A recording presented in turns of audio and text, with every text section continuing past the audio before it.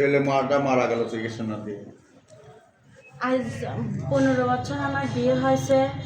15 বছর পর আমার 7 বছর যাবত পরে আমার একটা বাচ্চা হয়েছে। সে বাইরে ছিল, তো ধরেন যে আমার কোনো খরচপাতি দিত না, তারপরে আমি অনেক চেষ্টা করলাম। আমি তার বোন বাড়ির কাছে গেলাম, মামা শ্বশুরের কাছে গেলাম। তো মামা শ্বশুর বললে যে তুমি থাকো, আমি ওর সাথে কথা বলে দেখি কী বলে।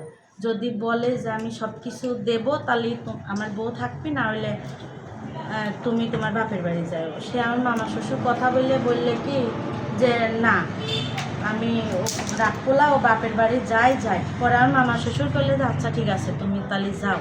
পরে আমি বাপের বাড়ি চলে আসার পরে আমার আর কোনো খোঁজ নিলে না। আমি পরে একদিন ফোন দিছি যে আমার ছেলে বা বউ তে কয় কি আমি যদি অন্যায় করে থাই মাফ করে দিও। তখন কে বিদেশে ছিল? হ্যাঁ, বলে কি যে তুই কি মরার মানুষ যে মরবনি। তখন আমি মানে কাইতে ফেললাম, কাইতে ফেলায় ফোনটা কাইতে দিয়ে পরের দিন সিজারে গেছি। যাই বাচ্চাটা হওয়ার পরে ও আমার আর কোনো খোঁজ খবর নেয়। পরে 40 দিন পরে এখন আমার বাবার কাছে ফোন দিয়ে বলতেছে যে 50 জন লোক যাবিনি।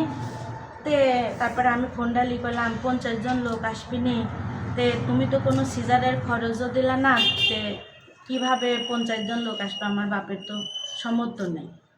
তারপরে সে না বইলে কাটি দিয়ে 1 মাইক্রো লোক পাঠা দিছিল, 30-40 জন লোক চলে আসছে। পরে যেহেতু ভাবলাম যে আমার বাপ গরিব মানুষ, আমি ওই বাড়ি যাই দেখে আমার ছেলেরা মানুষ করতে পারে নাকি। সে তখন বিদেশি রয়েছে।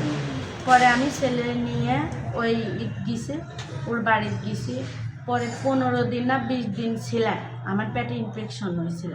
পেটে ইনফেকশন হওয়া মানে যে ডবল সেলাই করা হয়েছিল, অনেক মানে যে কষ্ট করেছি। বললাম যে আমার সেলাই এখনও কাটা হয় নাই। যখন দেখলে যে ওর বিপদ, বলে যে না আমি রাখতে পারবো না, আমি তাহলে তুই চলে যা। আচ্ছা, এই যে রিসেন্ট যে আপনাকে মারধর করছে বললেন, এই যে 3 লক্ষ টাকা যে নিয়ে আসতে বলে, তো এই বিষয়টি আপনি একটু বলেন তো। ওই তো বাইরে আমাকে মারধর করেছে। তো তারপরে আমি বললাম কি শোনো, আমি তো আজ 13-14 বছর আমি সংসার করতেছি। তুমি আমার সাথে দেশে যেরকমই হোক আমরা দুজন সংসার করে খাই। ও তারপরে গোপনে সব কিছু করেছে, করে এখন আমাকে সেই মারধর করেছে। মারধর করে পরে বলতেছে যে তোর বাপের বাড়ি থেকে যায়া 3 লাখ টাকা নিয়ে আসবো, আমি বাইরে যাবো। আসলে কি 3 লক্ষ টাকা দেওয়ার মতো সামর্থ্য আপনার বাবা মায়ের আছে? না, আপনার বাবা তো প্রতিবন্ধ, মানে যে পাও কাটে সে পড়ে রয়েছে। মানে আমার বাপের বাড়িতে আমি এক মুঠ খাবো ডাল ভাত, আমার সে সমর্থটাও নেই। আপনার এই পরিস্থিতি। বুঝতে পেরেছি। আপনার ভাই বোন কয়জন? আমরা 3 বোন 1 ভাই। ও, আপনিই বড়? না, আমি সবার ছোট। ও, বুঝতে পেরেছি। তো এই যে আপনার যে পা ভেঙে যে ও মারধর করছিল, এটার একটু বর্ণনা করবেন? আমার পায়ে মানে এতটাই মানে যে ঈদে মারেছে, মানে আমি কি বলার, আমার ভাষা নাই। তারপরেও আমি অনেক অনুরোধ করেছি যে দেখো মানুষ জীবনে কতদিন বিদেশ থাকবে, সে 24 বছর বিদেশ থাকছে, বর্তমানে আমার বিয়ের পরেও 12 বছর থাকছে।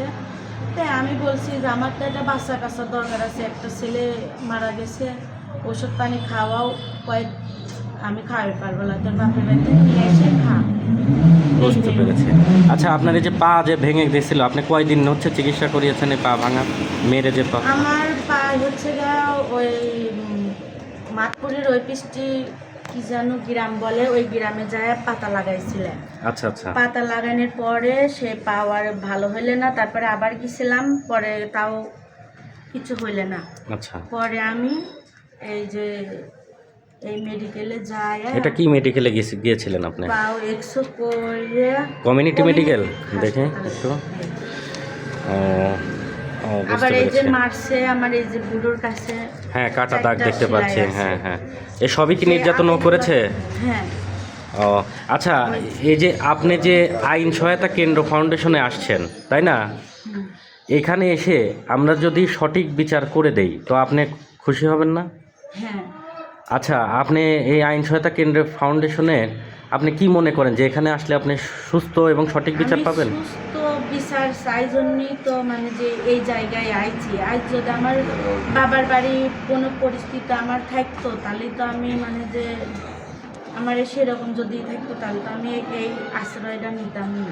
ঠিক আছে, তো দেখছি আমরা আইন সহায়তা কেন্দ্র রাজশাহী বিভাগের পক্ষ থেকে কিভাবে সহযোগিতা করা যায়। এটা কতটুকু সত্য, এটা যে কমিশনার স্যার আছে আচ্ছা, এলাকা, আমরা দেখি ওনার মাধ্যমে যে আসছে, ওনার এলাকার মেম্বার সাহেব, ওনার থেকে একটু শুনি বিষয়টা কি। হ্যাঁ উনি জি মেম্বার সাহেব, আপনি এই বিষয়টা নিয়ে একটু বলেন তো বিষয়টা নিয়ে। এই বিষয়টা নিয়ে আমি ছেলে মেলা আবার আমার কাছে আইসে আমার সাথে এই মেয়ে তো ভাত খাবেই না মারধর করার কারণে লাস্টে ছেলে বারবার আমার সাথে ই করে মেয়েকে আমি আবার নতুন করে সুন্দর করে আবার মিলতাল করে কাগজপাতি করে ড্যাম করে পর্যন্ত দিছি। দেওয়ার পরে পাঠাইছি, এত কড়াকড়িভাবে ওনার গার্জেন পক্ষ ওনার অনেক লোকজন আইছিলে, এসে আমাকে অনেক অনুরোধ করে এই মেয়েটাকে আবার নিয়ে যায় বহুত নির্যাতন করেছে। এখন এইবার আবারও বেশি করেছে, এমন নির্যাতন করেছে যে ঘরে দুই দিয়ে পেটেছে।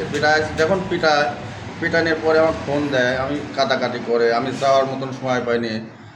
লাস্ট ওখানকার লোকজন যে যায় ই করবে তাও করে পারে না, ঘরে আটকায়। বুঝতে পেরেছি। বহুত নির্যাতন করেছে এই মেয়ে আর সহ্য করার মতন কিছু না। ঠিক আছে, মেয়ে আর সহ্য দেখছি করে কি করা যায়। উনি মেয়েটা যা বললো এটা কি সম্ভব? আচ্ছা, এই যে মেয়ে যে বললো এটা কি সত্য? হ্যাঁ, সব সত্য। কারণ এক আধবার না, অনেকবার আমার কাছে অনেকবার না। ঠিক আছে, ধন্যবাদ মেম্বার সাহেব, ধন্যবাদ। অনেকবার নালিশ আছে।